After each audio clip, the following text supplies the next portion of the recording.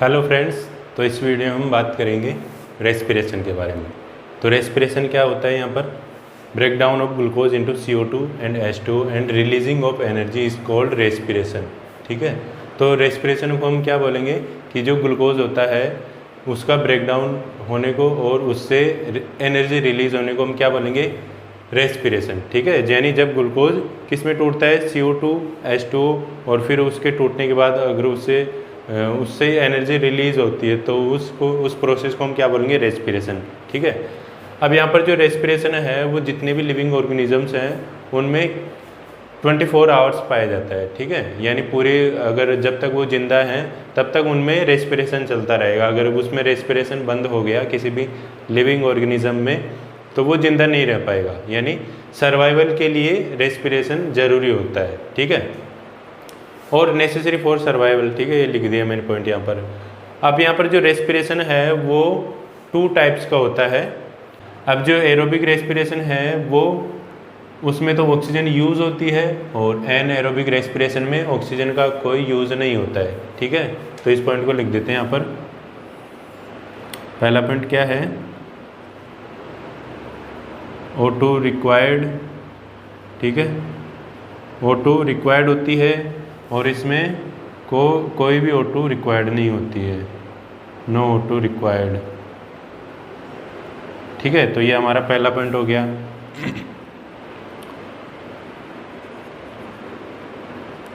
अब दूसरा पॉइंट क्या है हमारे पास? किस में पाया जाता है? ठीक है, रेस्पिरेशन जो एरोबिक रेस्पिरेशन है वो किस में पाया जाता है? तो ये ऑलमोस्ट सभी लिविंग ऑर्गेनिजम्स में पाया जाता है। ऑल लिविंग ऑर्गेनिजम्स में ये पाया जाता है। ठीक है, और एनएरोबिक रेस्पिरेशन किस में पाया जाता है? कुछ बैक्टीरिया होते हैं उसमें पाया जाता है, इन सम बैक्टीरिया, कुछ बैक्टीरिया में पाया जाता है और फंजाई में पाया जाता है, फंजाई में। और जो जर्मिनेटिंग सीड होता है, जर्मिनेटिंग जो सीड होता है उसमें भी एनएरोबिक रेस्पिरेशन होता है। ठीक है, तीसरा पॉइंट है एरोबिक रेस्पिरेशन का। इसकी प्रोसेस लिख देते हैं पहले। एरोबिक रेस्पिरेशन की प्रोसेस क्या होती है, इसमें क्या प्रोसेस होती है? C6H12O6, ये क्या है यहाँ पर? ग्लूकोज। ठीक है, ग्लूकोज का मॉलिक्यूल है और ये एरोबिक रेस्पिरेशन की बात कर रहे हैं तो यहाँ पर ये ऑक्सीजन के प्रेजेंस में टूटता है। ठीक है, तो इससे क्या बनेगा? 6CO2 plus 6H2 plus 686। ठीक है, 686 किलो कैलोरीज में रिलीज होती है। तो यहाँ पर जो एरोबिक रेस्पिरेशन हो रहा है उसमें क्या प्रोसेस हो रही है? ग्लूकोज और ऑक्सीजन का मॉलिक्यूल आपस में जुड़ रहे हैं और किस में ब्रेक हो रहे हैं? 6CO2 में और H2 में, और एनर्जी रिलीज हो रही है यहाँ पर। ठीक है, अब ये जो एरोबिक रेस्पिरेशन की जो प्रोसेस है उसमें एंजाइम्स यूज़ होते हैं। यहाँ पर ये ध्यान रखना है, बिना एंजाइम्स की प्रोसेस नहीं होगी। तो जनरली रेस्पिरेशन में क्या हो रहा है? जो ग्लूकोज है उसका ब्रेक डाउन हो रहा है। ठीक है, तो सभी जो जितने भी लिविंग ऑर्गेनिजम्स है, ऑलमोस्ट सभी लिविंग ऑर्गेनिजम्स उनमें ये पाया जाता है। ठीक है, तो इस वजह से जो रेस्पिरेशन की जो डेफिनेशन है वो एरोबिक रेस्पिरेशन से आती है। ठीक है, जनरली हम एरोबिक रेस्पिरेशन की डेफिनेशन लिखते हैं।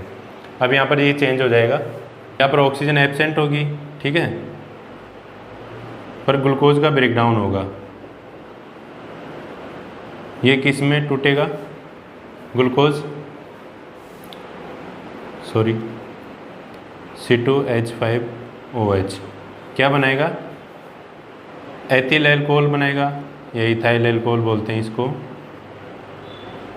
Ethyl alcohol. या इसके अलावा लैक्टिक एसिड भी बना सकता है, लैक्टिक एसिड। ठीक है, और इसके साथ क्या रिलीज़ होगी? CO2 और कुछ एनर्जी रिलीज़ होगी। ठीक है, तो दोनों प्रोसेस में हमको कॉमन चीज़ क्या देखने को मिल रही है कि CO2 रिलीज़ हो रही है। ठीक है, यहाँ पर ये ध्यान रखना है, इसमें भी CO2 रिलीज़ हो रही है और इसमें भी CO2 रिलीज़ हो रही है। तो रेस्पिरेशन में CO2 तो रिलीज़ ही होगी और एनर्जी भी रिलीज़ हो रही है, ठीक है, दोनों में कॉमन चीज़ है। अब डिफरेंस क्या है यहाँ पर एरोबिक और एनएरोबिक रेस्पिरेशन की प्रोसेस में?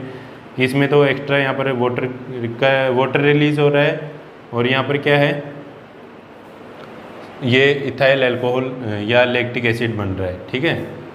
इसके यहाँ पर 2 मॉलिक्यूल्स हो जाएंगे, इसके भी 2 मॉलिक्यूल्स हो जाएंगे यहाँ पर। अब यहाँ पर डिफरेंस क्या है इनमें?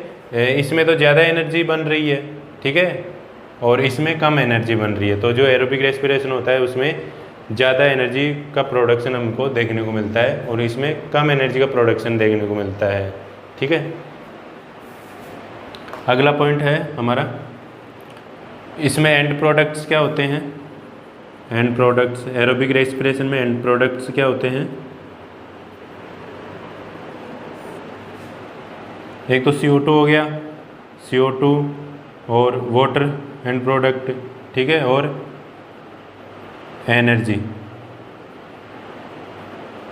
इसका एंड प्रोडक्ट हो गया। इसमें एंड प्रोडक्ट क्या है? एक तो इथाइल अल्कोहल जिसको हम C2H5OH इथाइल अल्कोहल, और CO2 और एनर्जी इसका एंड प्रोडक्ट होता है, ठीक है। तो यहाँ पर ये दोनों में डिफरेंस हो गया, इसका एंड प्रोडक्ट और उसका एंड प्रोडक्ट दोनों अलग अलग हैं, ठीक है। और अगला पॉइंट है, जो एरोबिक रेस्पिरेशन होता है उसमें कितनी ATP का फॉर्मेशन होता है? 36 या 38 ATP का फॉर्मेशन होता है, ठीक है। और इसमें कितनी ATP बनती है? केवल 2 ATP का फॉर्मेशन होता है, ठीक है, 2 ATP का इसमें फॉर्मेशन होता है। अब अगला पॉइंट है, जो एरोबिक रेस्पिरेशन होता है वो 2 जगह पर होता है सेल में, और जो एनएरोबिक रेस्पिरेशन होता है वो केवल 1 जगह पर ही होता है। तो इसको देखते हैं कहाँ पर होता है एरोबिक रेस्पिरेशन।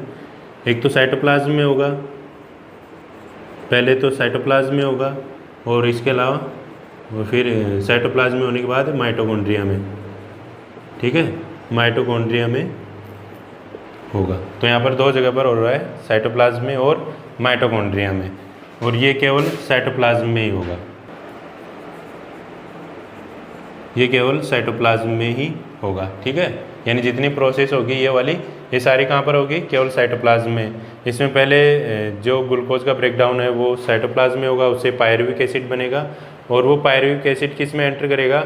माइटोकॉन्ड्रिया में एंटर कर जाएगा, ठीक है। और फिर माइटोकॉन्ड्रिया में एंटर करने के बाद वहाँ पर ATP का फॉर्मेशन हो रहा है। यहाँ पर जो ATP का फॉर्मेशन हो रहा है वो कहाँ पर हो रहा है? साइटोप्लाज्म में, ठीक है। तो ये साइटोप्लाज्म तक ही सीमित रहता है ये। अब अगला पॉइंट है, यहाँ पर जो ग्लूकोज है उसका कंप्लीट ऑक्सीडेशन होता है, और एनाएरोबिक रेस्पिरेशन में ग्लूकोज का इनकम्प्लीट यानी पूरा ऑक्सीडेशन नहीं होता है, ठीक है। तो यहाँ पर ये ध्यान रखना है, कंप्लीट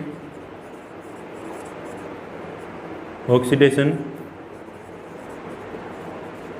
ऑफ ग्लूकोज, ग्लूकोज का यहाँ पर कंप्लीट ऑक्सीडेशन होता है, और यहाँ पर incomplete oxidation of glucose, incomplete oxidation of glucose.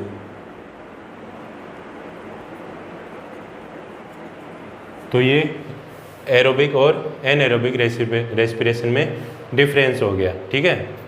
अब एरोबिक रेस्पिरेशन के मैकेनिज्म को देखते हैं। तो एरोबिक रेस्पिरेशन 3 स्टेप्स में पूरा होता है, 3 स्टेप्स में ये पूरा होता है। यहाँ पर पहली स्टेप होती है ग्लाइकोलिसिस। ग्लाइकोलिसिस कहाँ पर होता है? साइटोप्लाज्म में, ठीक है, साइटोप्लाज्म में ये पूरा होता है। दूसरी है क्रेब्स साइकिल, और तीसरी है ETS, इलेक्ट्रॉन ट्रांसपोर्ट सिस्टम। अब ये जो क्रेब्स साइकिल और इलेक्ट्रॉन ट्रांसपोर्ट सिस्टम है वो कहाँ पर होते हैं? माइटोकॉन्ड्रिया में, ठीक है, माइटोकॉन्ड्रिया में ये पूरे होते हैं। अब यहाँ पर पहली प्रोसेस को हम थोड़ा सा ओवरव्यू की बात करते हैं, यहाँ पर डिटेल में नहीं जाएंगे, ठीक है, ओवरव्यू देखते हैं इन तीनों का। ग्लाइकोलिसिस में क्या होता है? जो ग्लूकोज होता है वो किस में टूटता है या किस में कन्वर्ट होता है, पायरुविक एसिड में। पायरुविक एसिड में ये कन्वर्ट हो जाएगा, ठीक है। अब इसके बाद जो पायरुविक एसिड है वो किस में एंटर करता है, माइटोकॉन्ड्रिया में।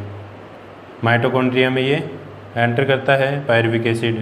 अब पायरुविक एसिड माइटोकॉन्ड्रिया में एंटर करने के बाद कौन सा साइकिल स्टार्ट होता है, क्रेब्स साइकिल,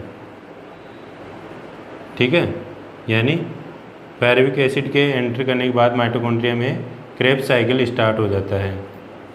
अब जो क्रेब्स साइकिल होता है उससे क्या रिलीज़ होते हैं, 2H+ यानी हाइड्रोजन के पेयर्स प्लस इलेक्ट्रॉन्स रिलीज़ होते हैं। ये इलेक्ट्रॉन्स किस में एंटर करते हैं, इलेक्ट्रॉन ट्रांसपोर्ट सिस्टम में, ठीक है। इलेक्ट्रॉन ट्रांसपोर्ट सिस्टम में एंटर करते हैं। और इलेक्ट्रॉन ट्रांसपोर्ट सिस्टम में जो हाइड्रोजन के पेयर्स हैं और जो इलेक्ट्रॉन्स हैं वो डिफरेंट कैरियर्स से गुजरते हैं, और जब वो डिफरेंट कैरियर्स से गुजरते हैं तो ATP का प्रोडक्शन होता है, ठीक है।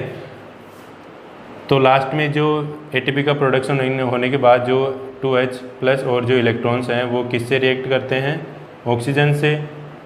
और 2H+ प्लस इलेक्ट्रॉन किससे रिएक्ट करते हैं, ऑक्सीजन से रिएक्ट करते हैं और वाटर के मॉलिक्यूल का प्रोडक्शन करते हैं। तो ये अपनी हो गई एरोबिक रेस्पिरेशन के ओवरव्यू के बाद, ठीक है। अब इसके बाद जो अगले वीडियोस होंगे उसमें हम ग्लाइकोलिसिस को डिटेल में देखेंगे, क्रेब्स साइकिल कैसे होता है उसको डिटेल में पढ़ेंगे, और इलेक्ट्रॉन ट्रांसपोर्ट सिस्टम कैसे होता है उन सबको हम डिटेल में देखेंगे। आई होप आपको वीडियो पसंद आया होगा। अगर वीडियो पसंद आया है तो इसको लाइक कीजिए, अपने दोस्तों को शेयर कीजिए और मेरे चैनल को सब्सक्राइब कीजिए। Thank you.